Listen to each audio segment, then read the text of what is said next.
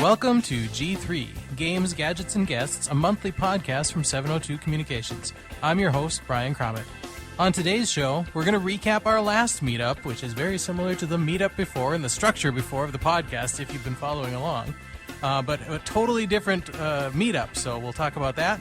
We're also going to talk with CJ Schnase of Wicked Soul Studios about a game he's got in development now.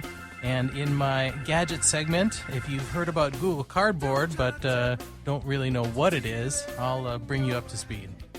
So let's launch right in, and let's talk about our meetup recap. So our last meetup was June 30th at the Moorhead Center Mall, and thanks to everybody for coming out again. Love to see everybody, and hopefully we keep growing that, because that's been a lot of fun.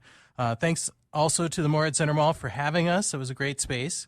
And we had Sarah Schultz from the MSUM Planetarium come, and she talked about her initiative to do some gaming at the planetarium. And then she talked about Artemis as a game. If you haven't seen it yet, you're going to have an opportunity coming up. We did do a demo at the last meetup, and I got up and I was captain, and we had some volunteers from the audience being the crew, and we managed not to die. There were some black holes driven through, and some ships destroyed, some friendly and some foe. So, and it was good. It was a good experience, and I think we're all looking forward to seeing that happen at the planetarium. So Sarah is still working out some details on that.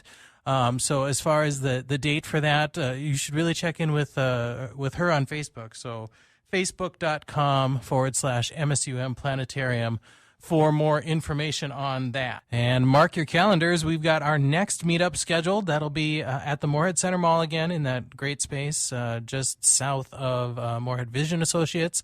We will be meeting Wednesday, July 22nd at 6:30 p.m., and we'll have another game for you guys to demo there. So we'll tell you more about that on our Facebook and on the meetup pages, but check us out. Pencil that in, July 22nd at 6:30. And we'll be right back with CJ. Imagine a guy sitting in his darkened room. He's wearing a headset and microphone. His hands work feverishly in the darkness, lit only by the light of his computer screen. It's been hours since he's eaten, days since he's seen the light of day. He is a gamer. He's obsessed, and he requires a connection that is lightning fast and stable enough for him to fend off his attackers. Now, if we can keep this guy happy, think how happy we can make you and your business. 702 is IT. 702com.biz. And we're back. And I'm happy to welcome to my guest chair today, CJ Schnase of Wicked Soul Studio. Hi, CJ. Hey, Brian. How's it going? Good. Thanks for coming. Happy to be here. Good to have you. So tell us a little bit about yourself. Let's get going with that. Who are you, and how'd you get into game development? And then we'll talk about your game. I'm CJ Schnase, and I have Wicked Soul Studios. Obviously, I am a North Dakota native. Grew up, born and raised in North Dakota. I moved to Fargo when I was about 2, and so I know Fargo very well, and very glad to be doing what we're doing now in Fargo. Brief recap is I got done with high school through our Spartans, Fargo North High. And go Spartans. Yeah, played football for them, so yeah, it was good fun. But then trying to figure out what I want to do as an adult now that I'm graduated, and I was looking at going to school for video game design, which was a journey in and of itself. Mm-hmm. Going through high school, I was all about computers because I was told I could get a good job that way. Mm-hmm. Well, starting sophomore year, I started going into the computer stuff, and I loved working on the computers. It was a lot of fun. But instead of a 6-figure income graduating high school, I was looking at minimum wage. Right. So many people flooded into that industry. So let's visit the dream of making games. And so did some research, found a university I was able to do online, 4-year degree, all online. Took about 5 years. It takes a little bit longer when you're doing it online, but you do have some distractions when you're doing it on your own instead of in a structured, rigid environment. So, sure. A lot of self-motivation there, and got to thinking, I did the whole, sent out hundreds of resumes across the country, and got a little bit of bites, but no real job offers. So I started looking at here in Fargo because there's so much going on, and how cool it would be to have a video game studio in North Dakota. So that's what got us started, and I had kind of just played in the waters for a couple of years, and finally got through Unity is the program we use to make our game engine that we're making Cursed Gold with, and got an email through them for being with them for so long, basically, that hey, this is how you apply for a Nintendo, PS4, Xbox licenses. And so we actually applied for the Nintendo Wii U license. And it took a couple months. I mean, it was, I figured, what is my chances as some guy in North Dakota kind of story. Right. And sure enough, they gave me a phone call, said, hey, are you still interested in making video games for the Wii U? And yeah, sure. For I am. sure, yeah. So that was a really exciting call, and announced that on Facebook, and it just blew up out of the water. So, we just took off from there, and now we're working on Cursed Gold. We got a Xbox One license as well that we're not focusing on because I'm partial Nintendo. So right on, yeah. Gonna go for a Nintendo first, and we're currently released our alpha for the computer build right now that people are able to download and test it out. So a lot of the press that's been around Cursed Gold and Wicked Soul Studios has been this Wii U development, license or permission or whatever, right? And so I will admit, that I thought that you were developing. I had also heard that you were developing on Unity, but I thought you were really developing, this on the Wii U. So I haven't even seen Cursed Gold yet. So talk to us a little bit about the game. And then we can go from there. So short little funny story is, as a designer, my job is I create the game on paper, and then a programmer would take that and make the game. And since I'm doing the programmer as well, I'm kind of talking to myself as to how this is going to happen. And I personally am not a huge fan of pirate themes. And when I was developing Cursed Gold and I wanted this sword slashing, pirate kind of character, I was like, okay, I guess I'm making a pirate game. And it's not my favorite theme, which is just kind of just how I am. I like Pirates of the Caribbean, but never been fully invested in. So when I realized it was a pirate game, I just kind of had to laugh to myself at the ironicness of that. Okay, so this is interesting to me. You're doing a pirate game, and you're not really into pirates. Yeah. And so I really figured that you've never seen or played Sid Meier's Pirates? Nope. Man, okay, so let's just take a sidebar here for a second. Pirates is one of those games that was out that I've been playing off and on for 20 years now, because it was originally out for the Amiga, I think, and that's got all this great sailing and sword fighting and wooing the maiden, right? And it's fantastic. And then they released it, I don't know, probably 10 years ago again, right. For the PC, and I played the heck out of that too. So. It's really, I really thought that you and I were going to have this long, in-depth discussion about how Pirates was fantastic and why'd they put dancing in it in the new version, because that's really weird. Okay. Yeah, so I say we, mostly myself here, but I do have a couple local talents. My artist is from Fargo, and then my background artist that's taking care of our background art, and then she's also taking care of our title screen right now, is my sister-in-law. She's been painting for years, and she's really good at that overall concept kind of idea, and so she's able to take what we wanted to have all the themes of our game included in our title screen. So we'll have our beach, which is our first level. We'll have our pirate ships going onto the beach, and then we have our they retreat into the jungle, the tropical forest kind of idea, and it goes into the caves, and from the caves we have a kind of like a Mayan civilization. It's a primitive human race that's going to be on this island, and then that goes into the volcano. And so we got all these elements incorporated into our title screen. So what's can you share with, or is this supposed to be a surprise when people play, what the overall story arc of the game is? So the overall story arc is involved with your competing with another pirate fleet, trying to find this lost legendary treasure that kind of the story of the bottle gets washed up on the beach, and then at the local tavern where the two pirate captains are, we'll discover the letter that's in this bottle. And so when you start the game, the two armies are fighting each other on the beach. Okay. And so you're playing the red shirts and you're fighting the blue shirts, basically. It's a nice, for video game purposes, it's a throwback to the Halo Red vs. Blue. Sure. So we got that theme going on. We're playing on a lot of cool nostalgia ideas like that. It's a platforming game that is 2D side-scrolling, and we're really emphasizing on exploration. And so just to really drive that, we have very tall levels as far as mathematically speaking in the programming. So anyways, you'll have to, the player looks to get rewarded for exploring outside of the critical path, we call it, which is the shortest distance from the beginning to the end. Okay. So we're really focusing on ways to reward the player for exploring and giving them either, we have rune stones that the player can equip on their character that kind of augments their gear. So it gives them more health or more damage or something like that. Sure.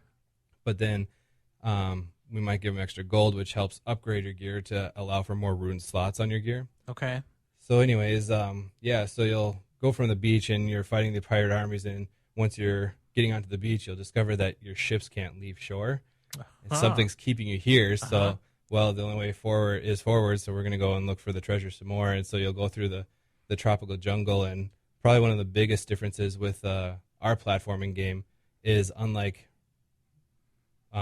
before with the other levels, you would have other games that would be a lot of little levels all in one theme area. Mm-hmm. So we're doing kind of a little bit different. We're going to have about 6 pretty long levels, about 8 to 10 minutes of gameplay in each level, and then it's even longer with the exploration. Okay. So what we'll do is look at the beach is a 2-part hybrid level where we'll have the pirate ships as the first part, and then the beach is the second part. Mm-hmm. And then with the tropical jungle, you'll go through the jungle, you'll deal with spiders and stuff like that, and then the volcano that I was talking about will erupt and light the second half on fire.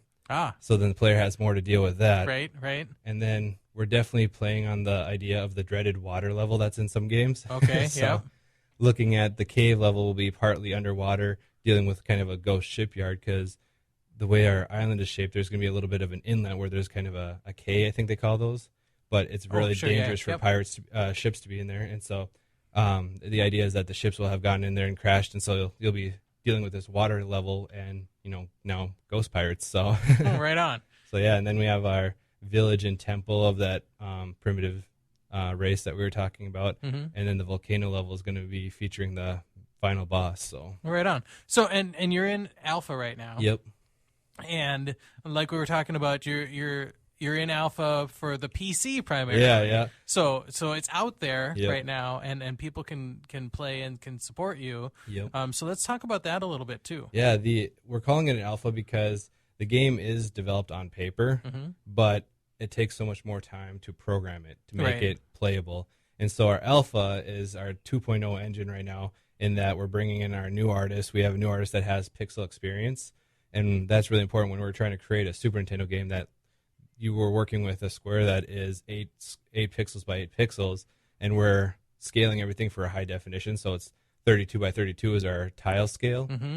So my artist is trying to fit a fully drawn character in 128 by 128 squares, and so that gets to be a challenge. But with this guy his name's Mark, and he's got a pixel experience, and he's fantastic at what he's doing. He's really bringing in an extra layer of fidelity for us. So the reason why we're working on the PC first versus the Wii U, because we have a Wii U license, but Wii U dev kit costs money. It's about a high range computer cost. So with that, it's like, well, we could buy that right now, but we're not sure if we're gonna quite make it yet, because we're still a startup. We're still trying to figure out where we're at, and we're waiting for things to come in. We have our application out for the T-Bag that we're waiting on, and then we'll be doing our Kickstarter very soon here. We did have to push that back, but okay.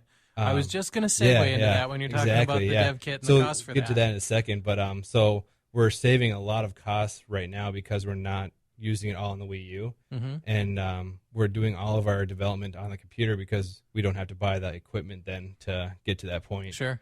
So okay, so well, let's talk about your next steps, and I just mentioned the Kickstarter, and you mentioned the Kickstarter and pushing that back. So let's talk about that. So what are the goals for the Kickstarter, and where does that stand? Yeah, so the Kickstarter, the main goal is because we don't know about the T-Bag. I mean, it's pretty likely. I'm not trying to be overconfident about it until it's in my hand.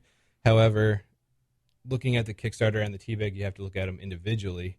And so the good news is if we were to get the funding from the T-Bag and then fully fund our Kickstarter, we would be able to fully develop this full time, no problems with that, versus it's on our side right now. So, but looking at what our goals with our Kickstarter is, since the T-Bag right now is more certain, looking at the T-Bag as kind of our primary source as far as our funding is going to come from, and then the Kickstarter is like free advertising. Okay. Whereas the Kickstarter without the T-Bag, then we're looking at the Kickstarter as our primary, and so then we're, being very diligent and looking at it every day. What more can we do to update? What can we do to get feedback from the people that are interested? Right.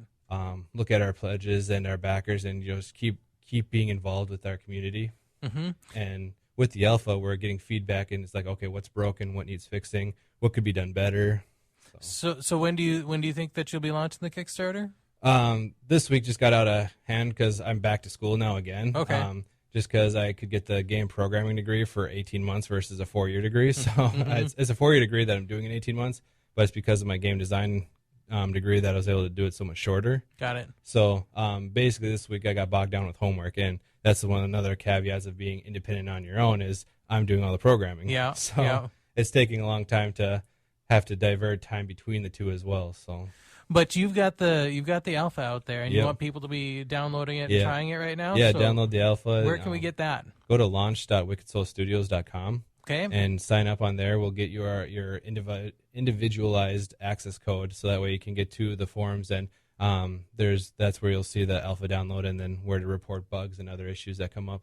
And we're excited that we're gonna have you as our guest at the next meetup, and Yep. we're gonna have some PCs set up and Yep. give people a chance to get the hands on with it as well if they don't get there on their own. Yep. And we'll have you talk a little bit about it there, and we'll have people get some hands on and some game time, and hopefully get some good feedback for you, and get people psyched up for the Kickstarter. Probably by the time this is published, the Kickstarter will be ready to go. It should be online, and I would say just look at our Wicked Soul Studios Facebook page. Just search for Wicked Soul Studios on Facebook, and you'll find us in Fargo. So cool. Yeah. Anything else that you need to get out there? Or our biggest killer is going to be awareness. So I mean, the more people that can talk about it would be great, and it's great that 702 Communications is doing this for us. So well, we're happy to help. We're excited. We're excited about all of our local startups, and we got a vested interest in video games too at 702. So we're excited to see. We're excited to see you do it, and hopefully it's a success for you. So thanks a lot, CJ. Glad to have you here, and we'll look forward to seeing you in a couple of weeks at the meetup. Thank you. And for the gadget segment today, I'm talking about Google Cardboard. If you haven't heard of that, basically, you've probably heard of the Oculus Rift. And if you haven't heard of that, we'll back you all the way up to this is virtual reality has become something that the gaming community is pursuing. And obviously, the big dollar one that gets a lot of press is the Oculus Rift.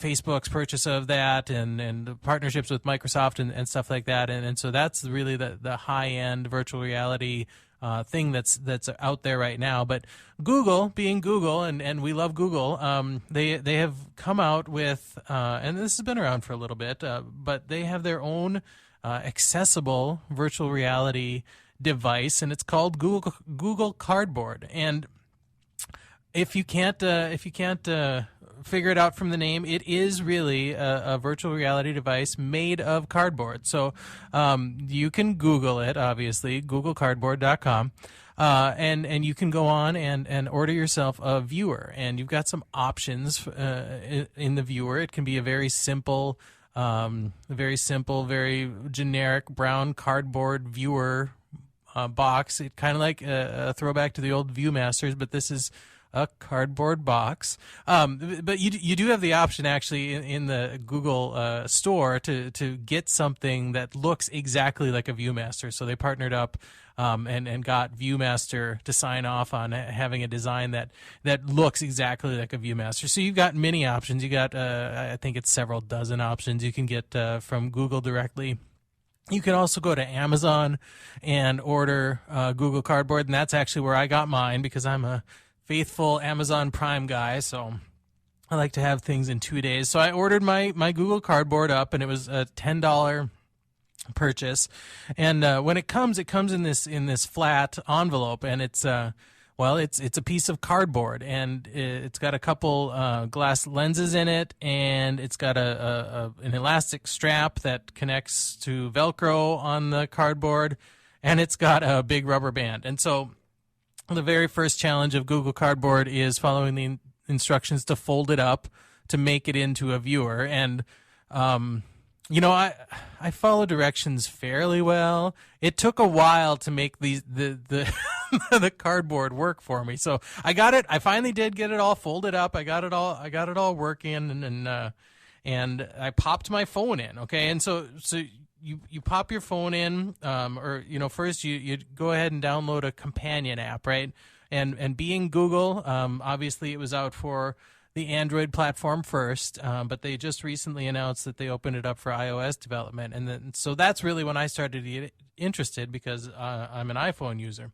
So you download the Google Cardboard app from either the iOS or the Android store, and the first thing it tells you once you get in there is you've got to scan a code on your cardboard to identify the model of the cardboard that you have so it scales appropriately. But then you go ahead and you pop your phone into this viewer, and it takes you to a very basic menu where you can see an explorer or a museum, a tutorial, an exhibit, an urban hike, or a kaleidoscope. And so it's you go into the very first one, and there's a little magnet on the left side that you click when you want to select something. You turn your head to actually scroll through the menu, and you if you go into I didn't go through the tutorial because that's the kind of guy I am. I went straight to the urban hike, and the urban hike takes you to like a Google Maps view of Paris.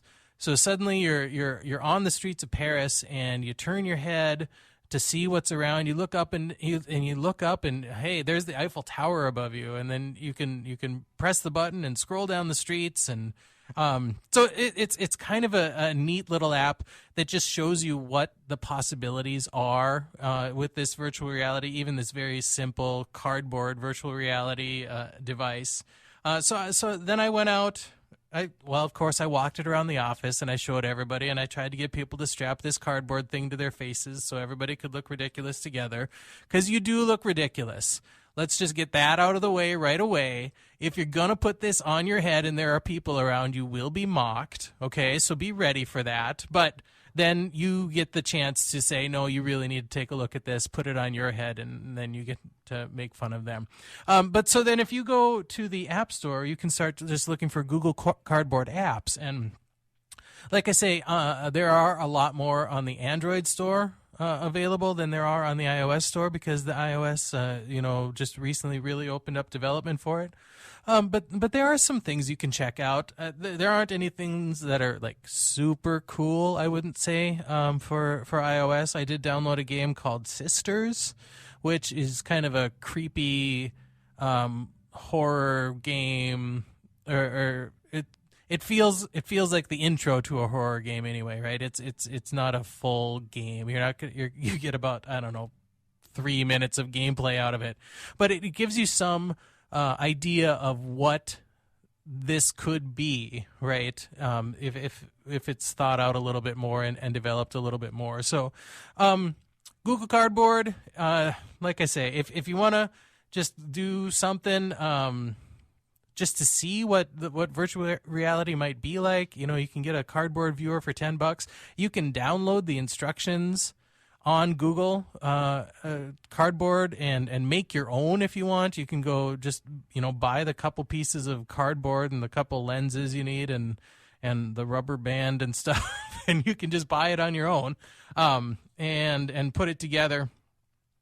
And if you're interested, actually, we're going to be giving one away. So I've seen this now, and now you should see it too. I'm going to go ahead and I'm going to give this away. So check on 702's Facebook page for more information about that giveaway. But this cardboard could be yours. So if you're interested, give it a shot. And that's it. Thanks again to CJ for joining me today and talking about his game Cursed Gold. Go ahead and download that again at wickedsoulstudio.com. Check out his Facebook page for more information on that.